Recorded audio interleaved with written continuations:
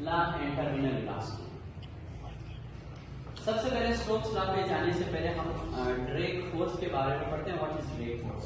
Drag force it is when a solid body falls freely in a viscous medium, it's motion is opposed by a force that is called drag force. When a body falls in a viscous medium, suppose it is a viscous medium.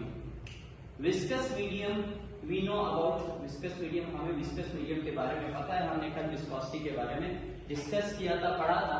और ये जो viscous medium है, इसके अंदर जब हम एक object को डिप करेंगे तो ये जो viscous medium layer by layer पड़ा हुआ है, ये इस ऑब्जेक्ट को अपोज करेगा, रोकेगा कि ये नीचे ना गिरे। जितना उसका वेट होगा उसके अपने मुताबिक और जितनी इसकी विस्कोसिटी होगी उसके मुताबिक ये ड्रैग फोर्स लगाएगा। तो ये जो ड्रैग फोर्स इसके ऊपर लग रहा है, it is due to the relative motion between the layers of the viscous medium. Viscous medium के लेयर्स के दरमियान, अगर विस्कस मीडियम के लेयर्स के दरमियान में फ्रिक्शन फोर्स ज्यादा हुआ, एक दूसरे के साथ फ्रिक्शन फोर्स ज्यादा हुआ, इसका मतलब है कि वो उस ऑब्जेक्ट के ऊपर ड्रैग फोर्स ज्यादा लगाएगा। अगर उसका फ्रिक्शन फोर्स कम हुआ तो इसका मतलब है ड्रैग फोर्स कम लगाएगा। ठीक है, सपोज हमारे पास ये जो ड्रैग फोर्स की वैल्यू है, ड्रैग फोर्स की value is directly proportional to the speed of that object.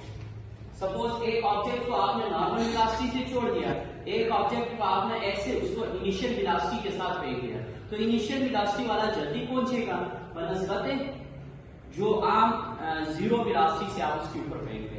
ठीक है, ये फोर्स जो है ये डायरेक्टली प्रोपोर्शनल है किस चीज का? वेलोसिटी का। और ये जो फोर्स है, this force is directly proportional to the radius of the object. Suppose अगर इसका रेडियस छोटा है तो इसके ऊपर ड्रैग फोर्स कम लगेगा, अगर इसका रेडियस बड़ा है तो इसके ऊपर ड्रैग फोर्स हर तरफ से ज्यादा लगेगा। ऐसे ही है जो drag force by the radius of the object है, और that drag force is directly proportional to the viscosity of object. अगर ऑब्जेक्ट की विस्कोसिटी ज्यादा है, ठीक है, तो उसके ऊपर ये ड्रैग फोर्स ज्यादा लगेगा, अगर विस्कोसिटी की वैल्यू कम है तो इसके ऊपर ड्रैग फोर्स कम लगेगा। अब हमें इसको क्या करना है, इसको इक्वेशन के फॉर्म में लेके आना है। F is directly proportional to V R eta। हमने क्या करना है, ये प्रोपोर्शनलिटी का साइन खत्म करना है।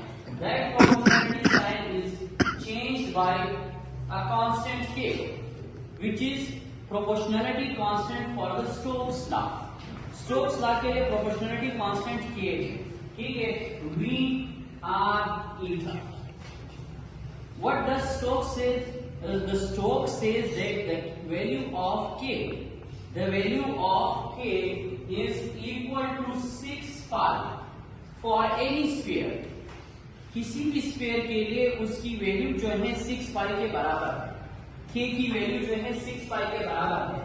So the value of Stokes law is 6 pi V R eta। This is called drag force, and this is called the value of drag force. It is determined by Stokes, and this is called the value of Stokes law। इसे हम Stokes law कहते हैं 6 pi V R eta।